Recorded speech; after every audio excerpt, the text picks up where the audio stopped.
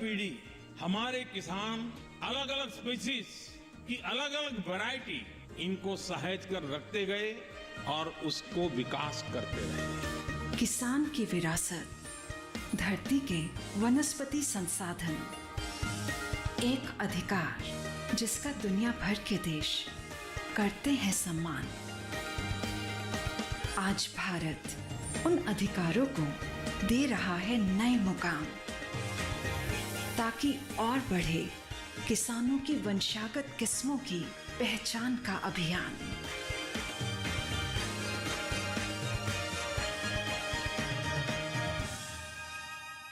नमस्कार, आप देख रहे हैं दूरदर्शन किसान। कार्यक्रम कृषि दर्शन में आप सभी का स्वागत है। मैं हूं मोनालिसा। किसानों को समर्पित कार्यक्रम कृषि दर्शन में हम आपके लिए कृषि जगत से जुड़ी हुई तमाम महत्वपूर्ण गतिविधियों की जानकारी लेकर आते हैं। साथ ही बताते हैं सरकार द्वारा चलाई जा रही महत्वपूर्ण योजनाओं के बारे में। इसके अलावा एक सफल किसान से भी होती है आपकी मुलाकात। तो इसी सिलसिले को आज भी जारी रखेंगे और आइए शुरू करते हैं आज का ये कार्यक्रम।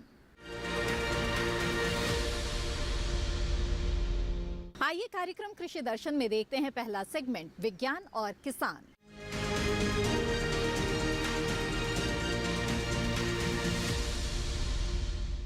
हाल ही में दिल्ली के पूसा स्थित नास कॉम्प्लेक्स में श्री अन्न पर 5 दिवसीय कॉन्फ्रेंस आयोजित की गई। इसमें कई लोगों ने भाग लिया, लेकिन खास बात यह है कि अगली पीढ़ी को भी श्री अन्न यानी कि मोटे अनाज या फिर जिसे हम कदन्न भी कहते हैं, इनके बारे में जागरूक करने की कोशिशें भी चल रही है। ऐसे में इस कॉन्फ्रेंस में स्कूल के बच्चों ने भी हिस्सा लिया, शिक्षक और प्राध्यापक भी इसमें शामिल हुए। आइए देखते हैं इससे जुड़ी हुई एक खास रिपोर्ट।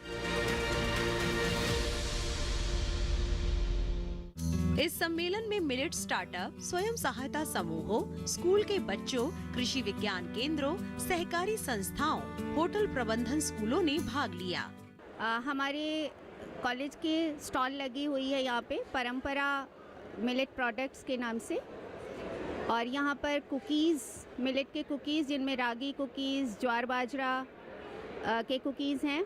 इसके अलावा भी बहुत सारे स्नैक्स यहाँ अवेलेबल हैं। चिक्की है बाजरे की, और बहुत सारे लड्डू, कोदो की जलेबी भी उपलब्ध है यहाँ पर। तो इस तरह के रेयर और डिफरेंट प्रोडक्ट्स यहाँ अवेलेबल हैं, जिससे कि टेस्ट डेवलप हो लोगों में मिलेट्स के लिए। और कोविड के बाद विशेष रूप से सभी लोग आज जब हेल्थ कॉन्शियस हो गए हैं, तो this is a right time and high time to popularize these millets. और ये एग्जीबिशन जो लगी है, इससे जो बच्चों को भी एक्सपोजर मिला है और हमारे युवाओं में जो इसका क्रेज़ बढ़ेगा इस एग्जीबिशन के बाद, उससे हम सब लोग बहुत आशान्वित हैं कि हमारी युवा पीढ़ी स्वस्थ हो। क्योंकि it's not only satisfaction of hunger और food security, but there should be health security also. College ने मुझे इस परंपरा के ज़रिए बहुत कुछ प्रोवाइड किया है सर। इसमें हम सारे ये एक छात्राओं का एक संगठन है सर, जहाँ पे हम मिलेट्स के मोटा अनाज की चीज़ें बनाते हैं। जैसे कि हमने रागी बिस्किट्स बनाए हैं, हमने बाजरा बिस्किट्स बनाए हैं, हमने कोडो की जलेबी तक बनाई है sir. So these are the products that we are there are sir. हमने मिलेट्स की चिक्की भी बनाई है। सो ये सारे हमारे प्रोडक्ट्स हैं। और सर हमें यहाँ पे स्टॉल लगाने का मौका मिला, उसके लिए मैं भारत सरकार को, हमारे कॉलेज को ऐसी अपॉर्चुनिटी हमें प्रोवाइड करने के लिए उन सबको मैं धन्यवाद करती हूँ। यहाँ पे हमारे कॉलेज का भी एक स्टॉल लगा है परंपरा नाम से, जिसमें हमारे कॉलेज के बच्चों ने इनिशिएटिव लिया है। उसमें मतलब हम जो मिलेट्स के थ्रू हम बना सकते हैं, बहुत सारे प्रोडक्ट्स बनाए हैं, जिससे बच्चों का जो कॉन्फिडेंस है वो इंक्रीज़ हुआ है। और इससे बच्चों के अंदर मतलब हम ये बताना चाहते हैं कि जो इंडिया के हमारा परंपरा है, हम उसको आगे बढ़ाएं। जैसे आजकल लोग मतलब यूज़ कर रहे हैं, अलग अलग कंपनीज़ के यूज़ कर रहे हैं, अलग अलग देशों के यूज़ कर रहे हैं, इंडिया का कुछ यूज़ नहीं हो रहा। तो इससे मतलब हमारा ये होगा कि हमारा इंडिया का जो एग्रीकल्चर है वो इंक्रीज़ होगा। अगर एग्रीकल्चर इंक्रीज़ होगा तो हमारे देश के जो किसान हैं वो भी आगे उठेंगे। अगर हमारे देश की हमारी इकोनॉमी एग्रीकल्चर के बेस पे है, अगर हमारा एग्रीकल्चर ही अच्छा होगा तो हमारी जो इकोनॉमी है वो बहुत अच्छी होगी। तो मतलब प्रधानमंत्री का कहना यही है, अगर हम किसानों को आगे रखेंगे तो हमारा देश आगे बढ़ेगा और हमारे देश की प्रगति होगी। और यहाँ पे आके मुझे बहुत अच्छा लगा, मुझे नई नई चीज़ों के बारे में जानकारी मिली, नई नई जैसे फसलों के बारे में जानकारी मिली जो मुझे नहीं पता थी आज से पहले कि क्या होता है, लेकिन आज मुझे पता चला कि अच्छा इस फसल का नाम ये है। तो यहाँ पे आके मुझे काफ़ी सारी इम्पॉर्टेंट चीज़ें पता चली, काफ़ी सारे प्रोडक्ट्स के बारे में पता चला कि अच्छा इससे ये भी बनता है। तो ये प्रधानमंत्री का ये जो काम है ये बहुत अच्छा है, इससे मुझे बहुत अच्छा लगा और मैं चाहूँगी कि प्रधानमंत्री आगे भी ऐसे कुछ काम कराएं जिससे बच्चों का कॉन्फिडेंस बढ़े और हमारे देश के किसानों का कॉन्फिडेंस बढ़े। मैं धन्यवाद करना चाहती हूँ डॉक्टर प्रत्युष वत्सला, हमारी प्रधानाचार्य जी, जिन्होंने हमें ये मौका दिया कि हम यहाँ पे आके ग्लोबल मिलेट श्री अन्न कॉन्फ्रेंस में अपने प्रोडक्ट्स को रिप्रेजेंट कर सके। मैं यहाँ पे अपनी भारत सरकार को धन्यवाद करना चाहती हूँ, यहाँ मैं अपेड़ा का भी धन्यवाद करना चाहती हूँ जिन्होंने हमें ये मौका दिया और हम यहाँ तक पहुँचे हैं अपने प्रोडक्ट्स को और सेल करने के लिए। हम लोग यहाँ पर आकर बहुत खुश हुए हैं, बच्चे भी बहुत एंजॉय कर रहे हैं। इनको जो आज तक पता नहीं थे वो सारे मिलेट्स इन्होंने देखे हैं, पिक्चर्स देखी, इंग्लिश नेम्स, हिंदी नेम्स, जो इंडिजिनस हमारे ग्रेन्स हैं, मिलेट्स हैं, उनके बारे में इनको इंफॉर्मेशन मिली है। They have seen all the products which are amazing, they have tasted so many products and they are actually willing to buy them regularly and they are willing to promote them. माननीय प्रधानमंत्री जी का बहुत ही अच्छा initiative है, क्योंकि मोटा अनाज इसके बारे में आमतौर पे बच्चे जानते नहीं हैं और यहाँ पर उन्हें इतनी सारी चीज़ें देखी हैं और उन्हें इतनी सारी चीज़ों के बारे में पता चला है और मुझे लगता है कि ये बच्चों को अपने आप वो घर जाके पेरेंट्स को प्रमोट करेंगे। जनरली पेरेंट्स को भी इन चीज़ों के बारे में नहीं पता होता और अभी मैदा प्रोडक्ट्स इतना ज़्यादा कंज्यूम करते हैं बच्चे जो कि अच्छे नहीं हैं उनके सेहत के लिए। तो मुझे लगता है मिलेट्स का जिस तरीके से डिस्प्ले यहाँ पर है, तरह तरह के आइटम्स हैं, तो वो बच्चे बहुत ज़्यादा एंजॉय कर रहे हैं, बहुत इनको मज़े आ रहे हैं and they are testing it, they are buying it and they are going to promote it. Definitely बहुत ही अच्छा इनिशिएटिव लगा मुझे ये। जब हम यहाँ पे आए हमें पता भी नहीं था कि इतने टाइप्स के मिलेट्स हैं। हमने यहाँ पे देखा जैसे आईटीसी के स्टोर से, टाटा के स्टोर से, उन्होंने हमें ब्रीफ में डिस्क्रिप्शन दी मिलेट्स के बारे में, एक एक मिलेट्स का हमें प्रोडक्ट टेस्ट करवाया कि हाँ, कि हमें पता भी नहीं था कि मिलेट्स के इतने सारे फ़ायदे हैं, क्या इनके इतने सारे प्रोडक्ट्स हैं। अब तो हमारे यहाँ पे मंचिंग स्नैक्स भी मिलेट्स के आ गए हैं, तो अब हमारे लिए एक बेस्ट पार्ट है कि हाँ, हम मिलेट्स को भी इंजॉय कर सकते हैं। पहले कहाँ लगता था कि मिलेट्स से क्या होगा, ज़्यादा से ज़्यादा खिचड़ी होगी, अब पता चला कि हाँ, इसकी स्नैक्स भी हैं। तो थैंक यू कि हमें इस एग्जीबिशन में हमें बहुत सारा कुछ पता चला मिलेट्स के बारे में। इसी के साथ कार्यक्रम कृषि दर्शन में वक्त हो चला है एक छोटे से ब्रेक का। ब्रेक के बाद देखेंगे अगला सेगमेंट कृषि स्टार्टअप। आप बने रहें दूरदर्शन के साथ पर।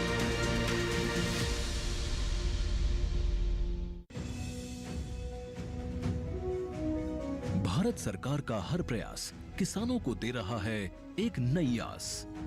देश के किसानों की खुशहाली और उन्हें आत्मनिर्भर बनाने के लिए भारत सरकार समर्पित है। प्रधानमंत्री श्री नरेंद्र मोदी जी के नेतृत्व में कृषि क्षेत्र में किए गए निरंतर प्रयासों के फलस्वरूप देश खाद्यान्न व बागवानी के क्षेत्र में आत्मनिर्भर हो चुका है और देश में दलहन का उत्पादन भी बढ़ा है। इसी तरह भारत सरकार ने खाद्य तेलों के उत्पादन को बढ़ाने के भी अनेक प्रयास किए हैं। इसी क्रम को आगे बढ़ाते हुए माननीय प्रधानमंत्री श्री नरेंद्र मोदी जी के नेतृत्व में भारत सरकार ने दूरदर्शी निर्णय लेते हुए राष्ट्रीय खाद्य तेल मिशन ऑयल पाम की शुरुआत की है। इस मिशन से देश भर के किसानों को बहुत लाभ मिलेगा। कृषि के पूंजी निवेश में वृद्धि होगी, खाद्य तेल आयात पर देश की निर्भरता कम होगी और रोजगार के नए अवसर पैदा होंगे। खाने के तेल में आत्मनिर्भरता के लिए अब राष्ट्रीय खाद्य तेल मिशन ऑयल पाम का संकल्प लिया गया है। इससे किसानों को तो सीधा लाभ होगा ही, गरीब और मध्यम वर्ग के परिवारों को सस्ता और अच्छी क्वालिटी का तेल भी मिलेगा। यही नहीं, ये मिशन बड़े स्तर पर रोजगार का निर्माण करेगा। इस मिशन के अंतर्गत ऑयल पाम का रकबा और पैदावार बढ़ाने पर जोर देने के लिए सरकार ने 11,000 करोड़ रुपए से अधिक की सहायता राशि निर्धारित की है। मिशन के तहत सरकार ने ऑयल पाम की खेती के लिए रोपण आदि की सहायता में बढ़ोतरी करते हुए पहले मिलने वाले 12,000 रुपए प्रति हेक्टेयर को बढ़ाकर 29,000 रुपए प्रति हेक्टेयर तक कर दिया है। ऑयल पाम के पुराने बागों के पुनरुद्धार के लिए 250 रुपए प्रति पौधा के हिसाब से विशेष सहायता दी जा रही है। पौधारोपण सामग्री की कमी दूर करने और बीजों की पैदावार करने वाले बागों को भी सहायता दी जाएगी। इसके तहत 15 हेक्टेयर ऑयल पाम उद्यान के लिए 80 लाख रुपए तक की सहायता राशि दी जाएगी। इसके अलावा नर्सरी विकास के लिए 40 लाख रुपए तक तय किए गए हैं। पूर्वोत्तर और अंडमान राज्यों के लिए विशेष सहायता का भी प्रावधान है। ऑयल पाम के किसान ताजे फलों के गुच्छे यानी FFB का उत्पादन करते हैं, जिनकी वर्तमान में कीमतें अंतर्राष्ट्रीय मूल्यों में उतार चढ़ाव के आधार पर तय होती हैं। पहली बार केंद्र सरकार ताजे फलों के गुच्छे की कीमत के लिए किसानों को आश्वासन दे रही है। ये व्यवहार्यता मूल्य यानी VP कहलाएगा, यानी किसानों को कोई घाटा नहीं होने दिया जाएगा। व्यवहार्यता मूल्य VP तय करने की शुरुआत 1 नवंबर से होगी और अगले वर्ष 31 अक्टूबर तक जारी रहेगी। इसे ऑयल पाम वर्ष कहा जाएगा। इस योजना के तहत वर्ष 2025-26 तक ऑयल पाम का रकबा 6.5 लाख हेक्टेयर सृजित करने और कच्चे ऑयल पाम की पैदावार वर्ष 2025-26 तक 11.20 लाख टन पहुंचाने का लक्ष्य निर्धारित किया गया है। सरकार के इस महत्वपूर्ण निर्णय से देश में ऑयल पाम की खेती करने वाले किसानों में विश्वास पैदा होगा और वे खेती का रकबा बढ़ाएंगे। इस तरह पाम ऑयल का उत्पादन भी बढ़ेगा, जिससे किसानों की आय बढ़ेगी और ग्रामीण अर्थव्यवस्था भी सुदृढ़ होगी।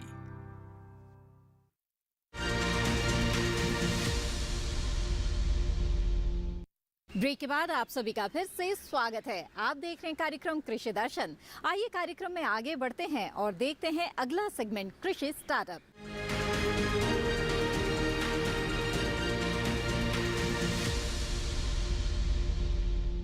हमारा देश सदियों से कृषि प्रधान देश रहा है, लेकिन हरित क्रांति के बाद से खेती में रसायनों का इस्तेमाल होने लगा है।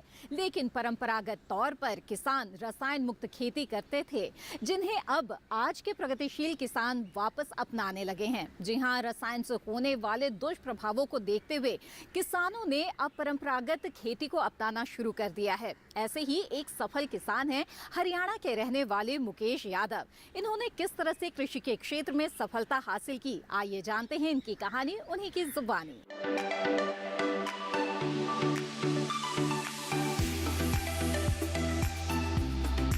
मुकेश यादव फरीदाबाद के छोटे से गांव मांझावाली में रहने वाले एक सफल किसान हैं। इनका जन्म खेती से जुड़े एक संपन्न परिवार में हुआ था।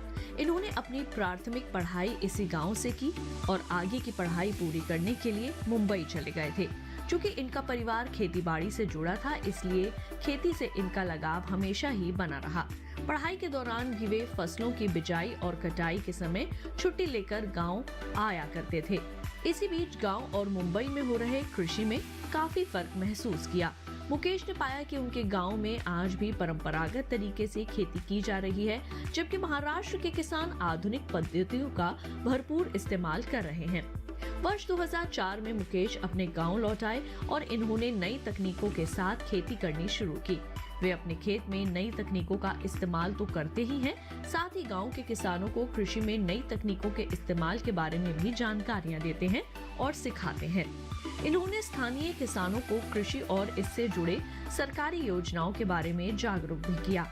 अपने खेतों में इलेक्ट्रॉनिक लेवलर चलाकर खेतों को समतल किया, जिससे उपज तो अच्छी हासिल हुई ही, साथ ही मजदूरों की संख्या भी घटी।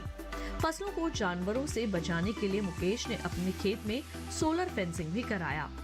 इन नई तकनीकों को खुद इस्तेमाल किया और किसानों को भी इन्हें अपनाने के लिए प्रेरित किया, जिससे किसान की लागत में कमी आई, सिंचाई में पानी की बचत हुई, बिजली कम खर्च होने लगी। यानी मुकेश यादव के प्रयासों से किसानों को फायदा होने लगा। इन्होंने किसानों की आय बढ़ाने के उद्देश्य से पॉपुलर की खेती करने के लिए प्रेरित किया। मुकेश यादव ने गेहूं के उन्नत प्रजातियां जैसे HD 2851, HD 2912, WR 544 को अपनाया। साथ ही धान की पूसा बासमती 1, पूसा बासमती 1121, पूसा 2511 का फसल चक्र अपनाकर अच्छा उत्पादन हासिल किया।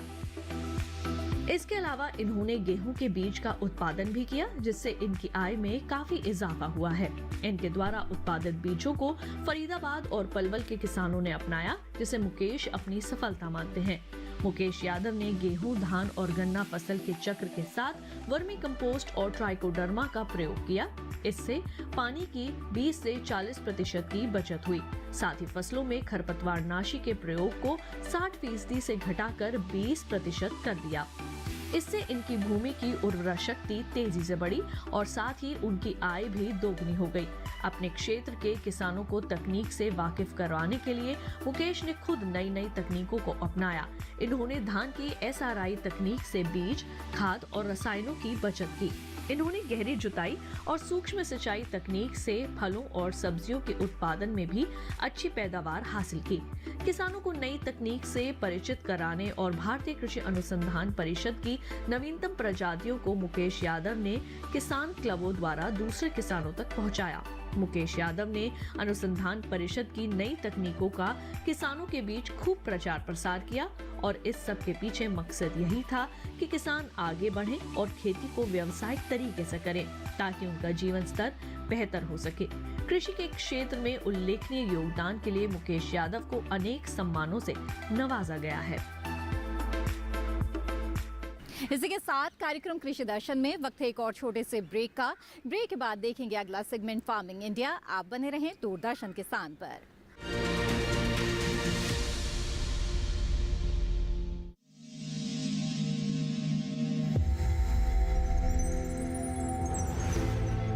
आत्मनिर्भर किसान भारत की शान। उत्पादन में आत्मनिर्भर होने के साथ साथ फसल की कटाई के उपरांत उपज की हानि को रोकने, ग्रामीण क्षेत्रों में रोजगार सृजन करने और बीज से बाजार तक के विजन को मजबूती देने के उद्देश्य से 1 वर्ष पूर्व माननीय प्रधानमंत्री श्री नरेंद्र मोदी जी ने एक महत्वाकांक्षी केंद्रीय योजना एग्रीकल्चर इंफ्रास्ट्रक्चर फंड की शुरुआत की। इस आधुनिक इंफ्रास्ट्रक्चर से कृषि आधारित उद्योग लगाने में एक बहुत बड़ा बदलाव आएगा और बहुत बड़ी गति आएगी। साथियों, अब हम उस स्थिति की तरफ बढ़ रहे हैं जहां गांव के कृषि उद्योगों से फूड आधारित उत्पाद शहर जाएंगे और यही तो आत्मनिर्भर भारत अभियान का संकल्प है। एग्रीकल्चर इंफ्रास्ट्रक्चर फंड से पात्र लाभार्थी गोदामों का निर्माण कर सकते हैं, छटाई या ग्रेडिंग इकाई, पैकिंग हाउस, सप्लाई चेन और कोल्ड चेन जैसी सुविधाएं या फिर प्राथमिक कृषि प्रसंस्करण केंद्र की स्थापना कर सकते हैं। इस योजना के तहत पात्र लाभार्थियों को 2 करोड़ रुपए तक के ऋण पर अधिकतम 7 वर्ष के लिए ब्याज में 3% तक की छूट दी जा रही है। ऋण पुनर्भुगतान के लिए 6 महीने से 2 वर्ष तक मोरेटोरियम की सुविधा भी उपलब्ध है। इस योजना ने अब तक सफलता की कई मिसालें कायम की हैं, जैसे कि मध्य प्रदेश के लाभार्थी श्री विपिन त्रिपाठी ने एग्रीकल्चर वेस्ट से बायोफ्यूल बनाने का इनोवेटिव प्राइमरी प्रोसेसिंग सेंटर लगाया है। लोन मिलने की वजह से हम समय पर सारी मशीनों का प्रोक्योरमेंट और सारा सिविल वर्क टाइम पे करवा पाए, जिससे ये प्रोजेक्ट को लगाना संभव हो पाए। राजस्थान के लाभार्थी श्री यशवर्धन मुंद्रा ने सॉर्टिंग एंड ग्रेडिंग यूनिट लगाकर रोजगार के अवसर पैदा किए हैं। कर्नाटक की महिला उद्यमी श्रीमती ममता वी ने प्राइमरी प्रोसेसिंग सेंटर लगाकर प्रगति की नई राह चुनी है। ಸಣ್ಣ ಪುಟ್ಟ ಉದ್ಯಮಿಗಳನ್ನ ಮತ್ತಷ್ಟು ಅಗ್ರಿಕಲ್ಚರಲ್ಲಿ ಹೆಚ್ಚು ನಾವು ಇನ್ನಷ್ಟು ಸಾಧನೆ ಮಾಡಲಿಕ್ಕೆ ಕಾರಣಕಾರಕವಾದಂತ ಈ ಅಗ್ರಿಕಲ್ಚರಲ್ ಇನ್ಫ್ರಾಸ್ಟ್ರಕ್ಚರ್ ಫಂಡ್ ಇಂದ ನಮ್ಮ ಇನ್ನಷ್ಟು ಯೋಜನೆಗಳು ಆಯೋಜನೆಗಳು ಉತ್ತಮಗೊಂಡಿದೆ। राजस्थान के लाभार्थी श्री दिनेश भट्टर ने जीरे की प्रोसेसिंग यूनिट लगाकर आसपास के ग्रामीणों को आत्मनिर्भरता प्रदान की है। महाराष्ट्र के लाभार्थी श्री अनूप कुमार मोहता ने वेयर हाउस बनाकर अन्न भंडारण को सुनिश्चित किया है। आज देश के कोने कोने से किसान, कृषि उद्यमी, किसान उत्पादक संघ, प्राथमिक कृषि सहकारी समितियां, स्वयं सहायता समूह और कृषि उपज मंडियां इस योजना का लाभ उठा रहे हैं।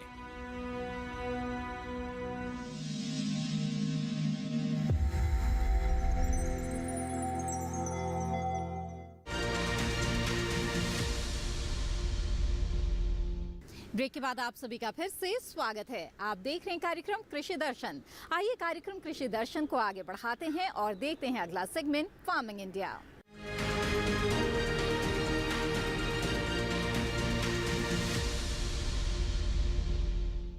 हमारे अन्नदाता किसान खेतों में जी तोड़ मेहनत करते हैं, लेकिन कई बार उनकी मेहनत पर पानी फिर जाता है किसी न किसी प्राकृतिक आपदा के कारण। ऐसी विकट परिस्थिति में किसानों को राहत देने के लिए बेहद ही महत्वाकांक्षी योजना चलाई जा रही है, प्रधानमंत्री फसल बीमा योजना। ये योजना किसानों के लिए किस तरह से उपयोगी साबित हो रही है, आइए जानते हैं इस रिपोर्ट में।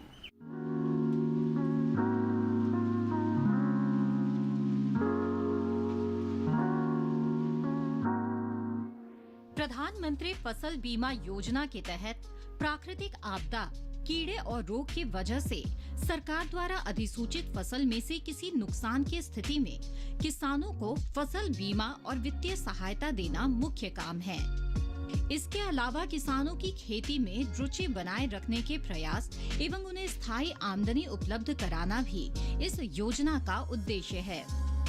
कृषि के क्षेत्र में दिनों दिन हो रहे बदलाव और नई आधुनिक पद्धतियों को अपनाने के लिए प्रोत्साहित करना भी इस योजना का एक उद्देश्य है। इस योजना के अंतर्गत प्राकृतिक आपदाओं के कारण खराब हुई फसल के मामले में बीमा प्रीमियम बहुत कम रखा गया है।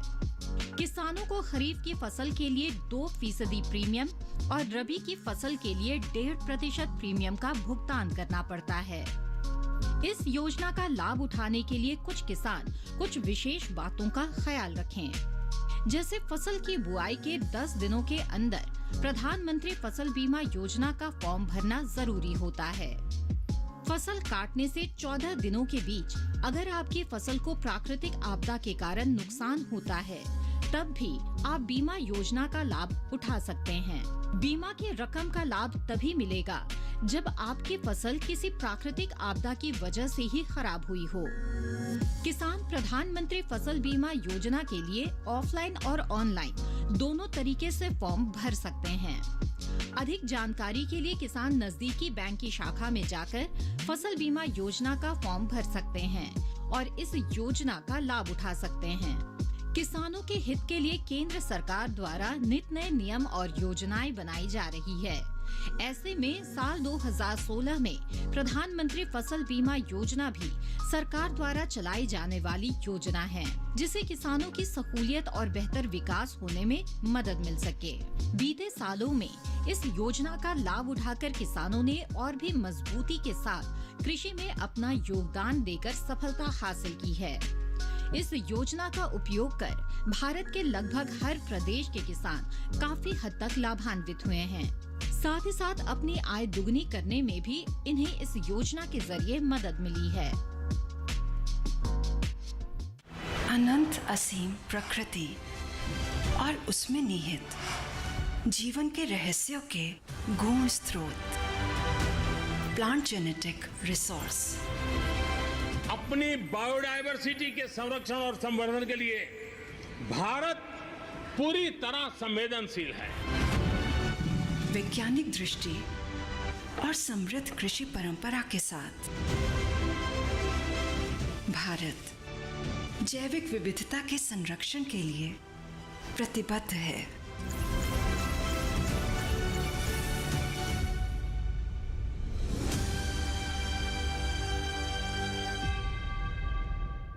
कृषि दर्शन कार्यक्रम में आज हम आपके लिए जो जानकारियां लेकर आए हैं, हमें उम्मीद है कि इससे आपको जरूर लाभ होगा।